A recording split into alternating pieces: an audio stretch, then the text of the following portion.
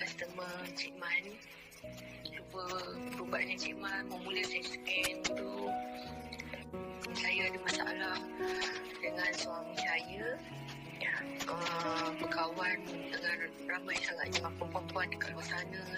Terlampau ramai sangat.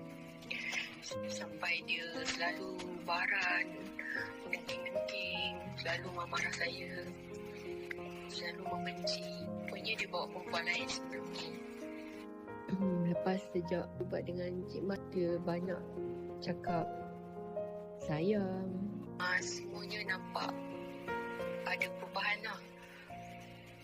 Perempuan semua rasanya macam dah tak ada dah. Semua dah tinggalkan dia. Ubat dengan Cik Mat, tak ada layan sangat perempuan. Buat video call dah tak ada dah.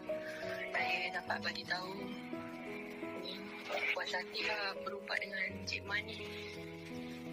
Sebelum ni saya ragu juga nak berubat dengan Cik Man ni. Dulu sebelum berubat dengan Cik Man, dia selalu marah-marah.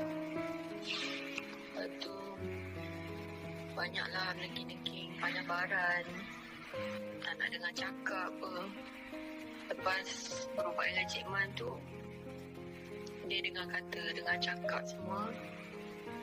Apa yang kita nak, dia turut.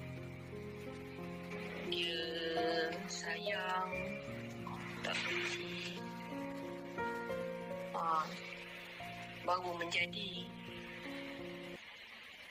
Sebab tu saya percaya Cik Man ni perawat yang bagus lah daripada perawat-perawat yang lain. Susah nak jumpa.